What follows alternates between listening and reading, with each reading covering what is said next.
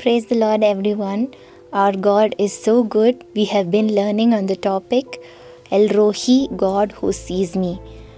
Our God is a God who sees us all the time. He sees the misery we are in. He sees our heart. He sees our prayers. He hears our prayers. He sees our tears. And His ears and eyes are always on us. And you must have heard me saying this throughout this month. But that is the truth. We have to remember that the Lord is always watching us and He's always listening to us. And we have seen the blessings of it also these past few weeks. Now you may be asking me, so what's the use of knowing this? Now that I know God sees me, I have a God who sees me, what am I supposed to do with this knowledge? How is that going to help me? You may be asking me that question.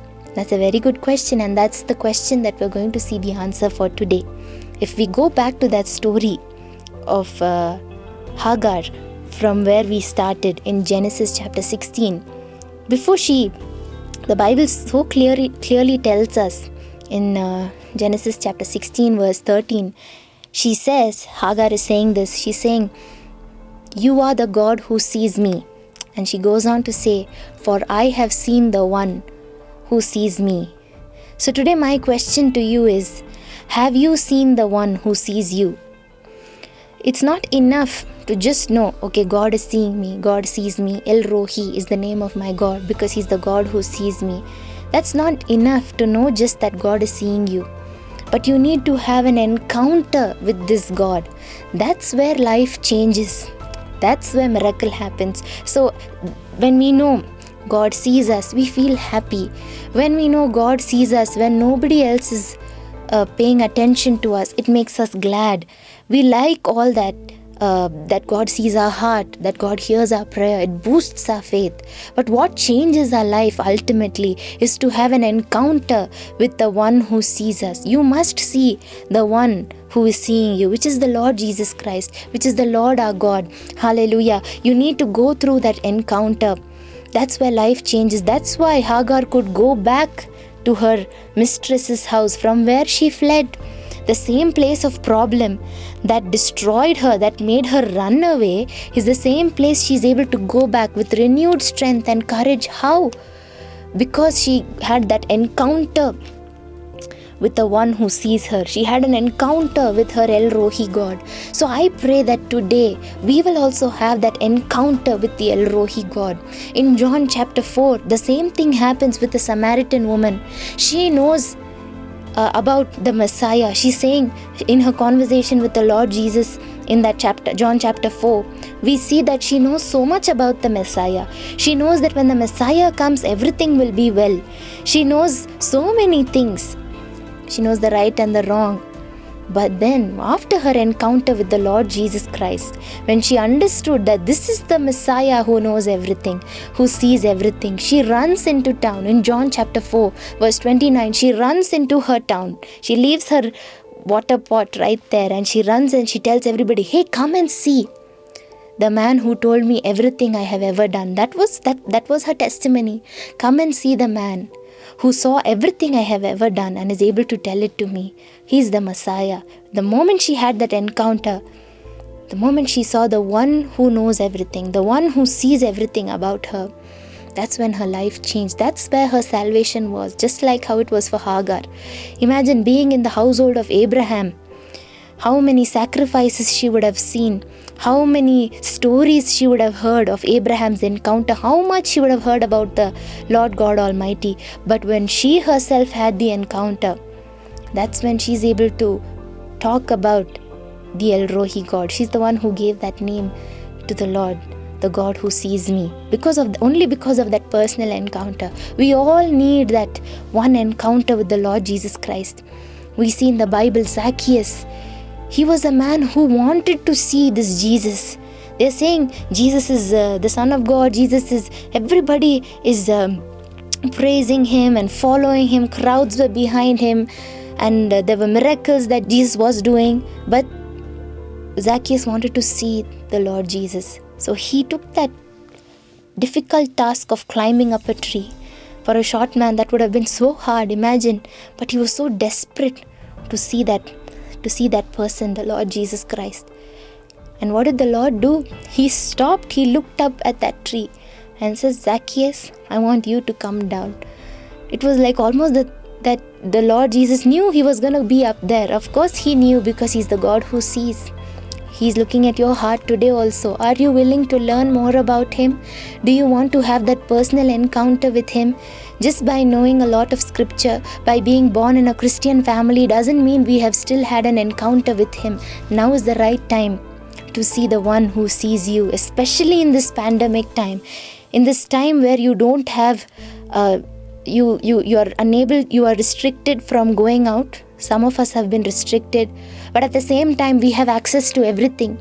You have access to the favorite movie you want, to any amount of songs you want. There's no particular time limit of sleeping or getting up early, being on time anywhere, because everything is online, right?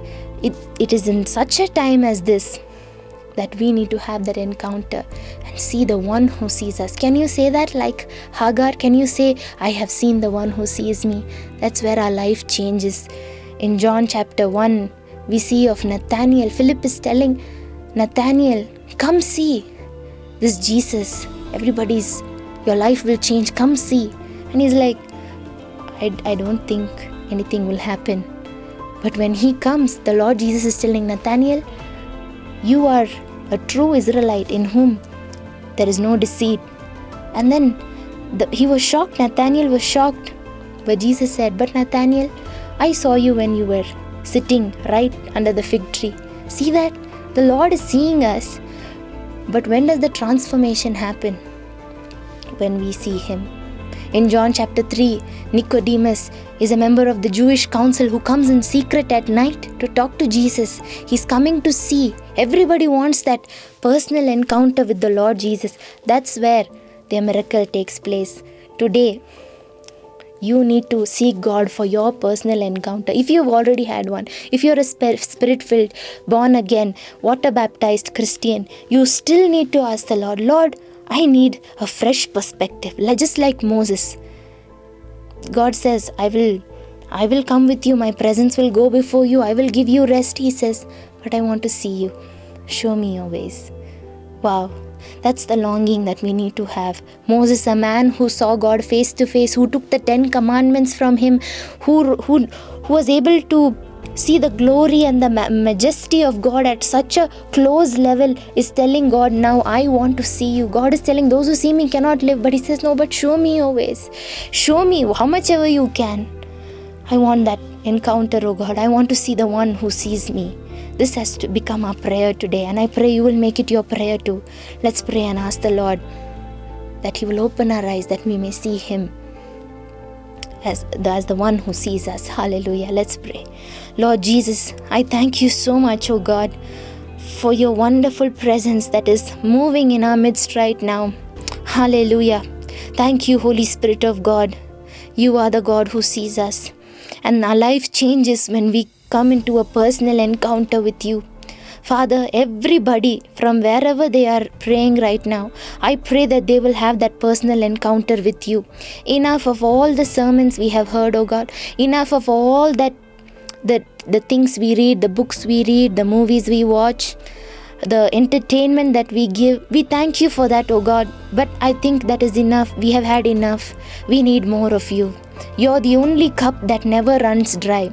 As we see throughout the Bible, you're a God who gave personal encounters to people and their lives changed forever. And today, like Moses, we are also crying out. Show us your ways, O God. Show us your face, O God. May your face shine upon us. We want to see you. May we have that great knowledge about you.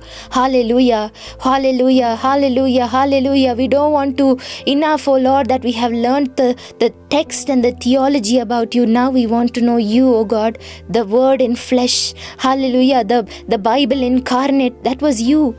Lord Jesus, we want to see you. We want to know you. We want to become closer to you. Hallelujah. Thank you that your presence is flooding into every home right now. Every home. Hallelujah. Hallelujah. Everything that is hindering your children from looking at you is being broken right now in the mighty name of Jesus. Hallelujah. Every unwanted addiction, every unwanted procrastination. Hallelujah. Everything that makes your children waste their time. Oh, hallelujah. Many want to pray. Many want to talk to you. Many want to pray in the Holy Spirit. But suddenly something comes up and they forget. Hallelujah. They miss out and the day is over. Hallelujah. I pray that you will touch every child who's lamenting like that. Every brother, every sister. Oh, hallelujah. Father, touch them, oh God. Touch them, oh God. Everybody who's longing. I want to know about Jesus. I want to see Jesus. Everybody who's seeking you, like Zacchaeus, like hallelujah, Nicodemus. I pray they will find you, oh God. This moment, let them find you, oh God. May they see a vision,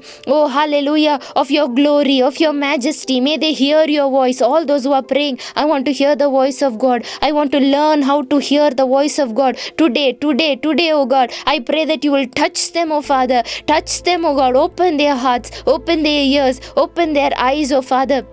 All those who are praying for the gifts of the Holy Spirit, the fruits of the Holy Spirit, right now fill them, oh God. Fill them, oh Lord. Fill them, oh Lord. All those who are waiting for the gift of the Holy Spirit, the gift of speaking in tongues, fill them right now, oh Lord. Oh Rama Shandala Rabakaba, your power, let it descend upon everybody. Change them upside down, oh God. Let today be the day where they are seeing the one who has seen them all this while. All this while you were seeing us, oh God. Help us to see you today. Help us to see you today. Help us to hear you today. And help us to obey you today, oh God. We thank you that you're doing great things. We thank you that you're moving. You are moving, oh God. You are moving and you are in our midst. So we thank you. We praise you. We glorify you. In Jesus' name we pray. Amen. Amen.